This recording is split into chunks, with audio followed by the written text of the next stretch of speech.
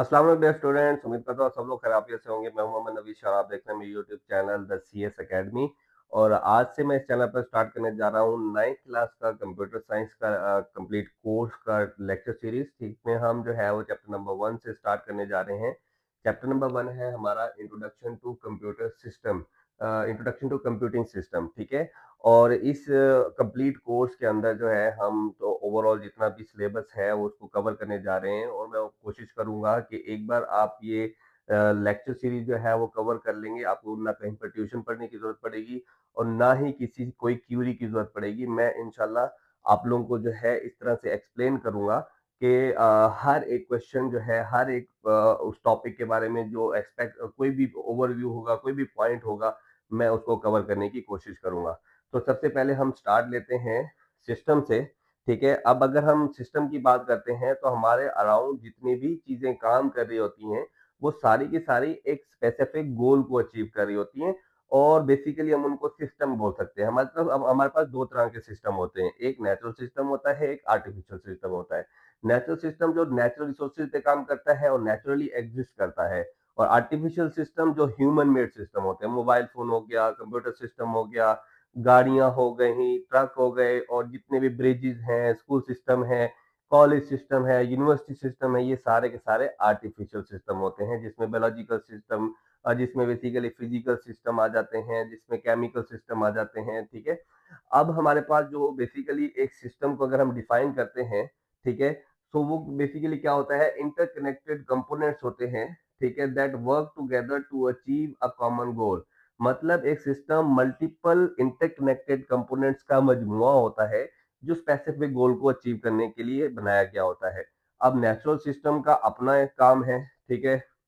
इसमें भी बेसिकली क्या होते हैं, कुछ सपोर्टिव सिस्टम होते हैं, जैसे सन जो है वो अपने आप में एक सपोर्टिव सिस्टम है, और ये बाकी प्लैनेट्स के अंदर हमारी अर्थ के साथ साथ जो है वो हमें सपोर्ट करता है, हमें हीट एनर्जी प्रोवाइड करता है, लाइट एनर्जी प्रोवाइड करता है, जिसमें प्लांट्स के लिए वो सपोर्ट सिस्टम है, ह्यूमन बॉडीज के लिए सपोर्ट सिस्टम है, बाकी भी जितने भी ऐसे सोर्सेज जिसमें जो जैसे सोलर सिस्टम है, उसके लिए एक सपोर्टिव सिस्टम है जो उसको इनपुट प्रोवाइड कर रहा है। ठीक है। तो इसी तरह से ह्यूमन बॉडी की अगर हम बात करते हैं, ये अपने आप में एक सिस्टम है। ठीक है। इसमें फर्दर भी सब सिस्टम होते हैं, जैसे रिस्पिरेटरी सिस्टम है, डाइजेस्टिव सिस्टम है, जो है वो सर्कुलेटरी सिस्टम है। वो सारे सिस्टम मिलाकर एक complete whole system human body बनाते हैं। ठीक है।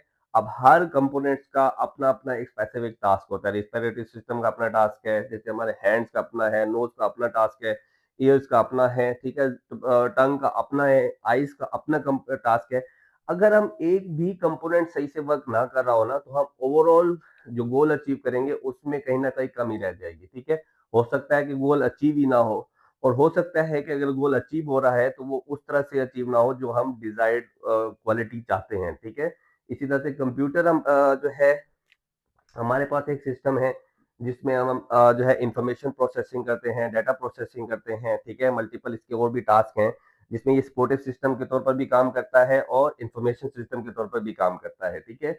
इसी तरह से गाड़ी की अगर हम बात करें तो ये ट्रैवलिंग के लिए बेसिकली यूज करते हैं, ये अपने आप में एक सिस्टम है जिसमें इंजन, मल्टीपल और कंपोनेंट्स हैं, टायर्स हैं, स्टेयरिंग है, गियर लीवर्स हैं, इसी तरह से क्लच लीवर है, बहुत से कंपोनेंट्स हैं जो कि मिलकर जो है वो एक गाड़ी बना रहे हैं। अब हर कंपोनेंट का अपना अपना एक टास्क है, और वो सारे टास्क मिलकर क्या बनाते हैं, एक कार बनाते हैं, और जिससे हम क्या कर सकते हैं, ट्रैवलिंग कर सकते हैं। ठीक है। अब हर कंपोनेंट, हर सिस्टम के ना बेसिक कंपोनेंट्स होते हैं। ठीक है। जो जनरलाइज्ड हमारे पास तीन तरह के कंपोनेंट्स होते हैं। ठीक है। इनपुट कंपोनेंट, आउटपुट कंपोनेंट और प्रोसेसिंग कंपोनेंट। इनपुट, हर सिस्टम एक इनपुट लेता है, जैसे गाड़ी है, गाड़ी में फ्यूल जो है वो डाला जाता है। इसी तरह से जो ड्राइवर है वो स्टेयरिंग को कंट्रोल कर रहा है, वहां पर वो एनर्जी लगा रहा है। इसी तरह से वो जो है वो गियर लीवर पर, या जो है रेस जो आप उसका एक्सलरेटर है या क्लच है या ब्रेक्स है, वहां पर कोई ना कोई वो एनर्जी लगाता है, वो बेसिकली इनपुट है। ठीक है।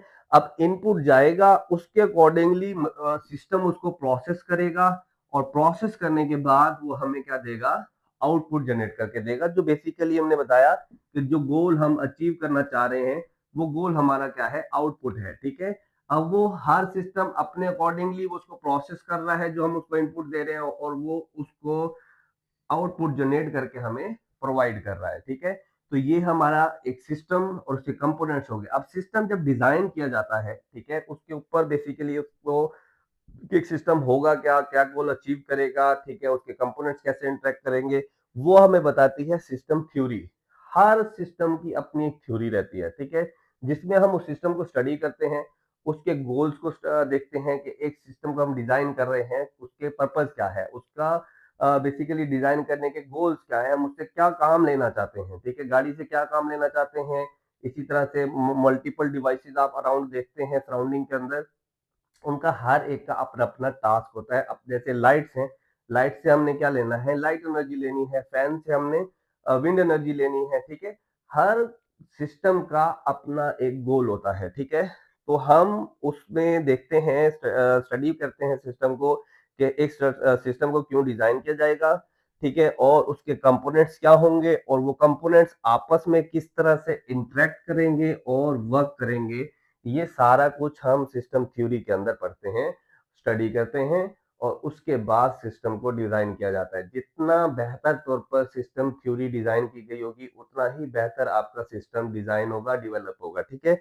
इसके अंदर हम चार कंसेप्ट देखते हैं, ठीक है। Objective, components, communication and environment. पहली चीज क्या है, ऑब्जेक्टिव, एक सिस्टम क्यों बनाया जाता है। जैसे कंप्यूटर की बात करें तो ये इंफॉर्मेशन प्रोसेसिंग करता है, ठीक है। अब तो इंफॉर्मेशन जनरेट भी करता है, ठीक है, कम्युनिकेशन पर्पज के लिए यूज किया जाता है, ठीक है, एंटरटेनमेंट पर्पज के लिए यूज किया जाता है। तो ये उसके सारे के सारे गोल्स हैं, ठीक है, ऑब्जेक्टिव्स हैं कि हम एक सिस्टम से क्या टास्क परफॉर्म करवाना चाहते हैं, ठीक है। फिर उन कंपोनेंट्स को या उन टास्क को अचीव करने के लिए हमें सिस्टम में कौन कौन से कंपोनेंट्स को डालना पड़ेगा, ऐड करना पड़ेगा, ताकि वो सारे अपने अपने टास्क को परफॉर्म करें। जैसे यहाँ पर देखें तो कंप्यूटर के अंदर इनपुट डिवाइसेस होती हैं, प्रोसेसिंग डिवाइसेस होती हैं, आउटपुट डिवाइसेस होती हैं। तो इनपुट डिवाइसेस का काम क्या होता है कि कंप्यूटर में डाटा इनपुट करना, जिसके लिए हम कीबोर्ड माउस का इस्तेमाल करते हैं, ठीक है, कीबोर्ड या माउस का यूज करते हैं। आउटपुट डिवाइसेस में हम मॉनिटर का यूज करते हैं, ठीक है। प्रोसेसिंग के लिए हमारा सीपीयू यूज होता है। फिर इसी तरह से हर कंपोनेंट अपना अपना टास्क क्या करता है, अचीव जो है वो परफॉर्म करता है। अगर सीपीयू काम करना छोड़ दे तो भी पूरा सिस्टम डाउन हो जाएगा। इनपुट डिवाइसेस से इनपुट ही नहीं हो रहा तो कंप्यूटर क्या प्रोसेस करेगा। इसी तरह से मॉनिटर पर डिस्प्ले नहीं हो रहा तो आउटपुट हम कैसे देखेंगे। इसका मतलब है हर कंपोनेंट अपना अपना टास्क परफॉर्म करेगा, तभी हम उसके गोल्स को क्या कर सकेंगे, अचीव कर सकेंगे, ठीक है। अब तीसरे नंबर पर आता है हमारा कम्युनिकेशन। अब ये जो सारे कंपोनेंट्स हैं, डाटा इनपुट हुआ, वो सीपीयू के पास कैसे जाएगा, उसने प्रोसेस कर लिया तो मॉनिटर के पास कैसे आएगा। ये दरमियान में जो इनका कम्युनिकेशन होगा कि डाटा मूव करेगा वन कंपोनेंट टू अनदर, वो कैसे मूव करेगा, वो हम उसके कम्युनिकेशन के अंदर डिजाइन करते हैं, डिफाइन करते हैं। इसके लिए यूज होता है इंटर कनेक्शन बसेस, ठीक है, इंटर कनेक्शन बसेस। ये हम आगे हमारा वॉन न्यूमन आर्किटेक्चर का टॉपिक है, उसमें मैं इनको कंप्लीटली डिफाइन करूंगा कि ये काम क्या करती हैं और कैसे करती हैं, ठीक है। तो ये बेसिकली काम इनका क्या है, डाटा मूव कराना from one component to another, ठीक है। उसके बाद आता है इन्वायरमेंट। इन्वायरमेंट क्या है, ऑल द एक्सटर्नल फैक्टर्स जो किसी सिस्टम के अराउंड मौजूद होते हैं, वो सारे के सारे उसका इन्वायरमेंट कहलाते हैं। कंप्यूटर लैब के अंदर कंप्यूटर वर्क करता है, उसके अराउंड जितनी भी चीजें होंगी वो सारा उसका इन्वायरमेंट कहलाएगा, ठीक है। इससे इन सिस्टम इंटरेक्ट करता है। कार है, वो रोड पे रन होती है, तो रोड के अराउंड जितनी भी चीजें होंगी वो उसका इन्वायरमेंट होगी। ह्यूमन बॉडी जहां पे मूव कर रही है, हम जिधर जिधर मूव करते हैं, वो सारा सराउंडिंग हमारा क्या रहता है, इन्वायरमेंट रहता है। इन्वायरमेंट उसकी फंक्शनैलिटी पे इफेक्ट भी कर सकता है। जैसे अगर हाई टेम्परेचर होता है, बहुत ज्यादा गर्मी होती है, तो हम अच्छे से काम नहीं कर सकते, या बहुत लो टेम्परेचर होता है तब भी हम अच्छे से काम नहीं कर सकते।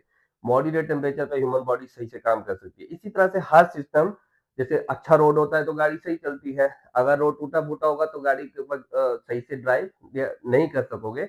तो सेम वैसा इन्वायरमेंट उसकी फंक्शनैलिटी पे इफेक्ट कर सकता है, और उसकी फंक्शनैलिटी भी इन्वायरमेंट पे इफेक्ट कर सकती है। जैसे एयर कंडीशनर है, ठीक है, तो एसी क्या करता है, इन्वायरमेंट को ठंडा करता है, तो वो जिस इन्वायरमेंट में वर्क कर रहा है उसके टेम्परेचर को डाउन कर रहा है, इसका मतलब वो इन्वायरमेंट पे इफेक्ट कर रहा है।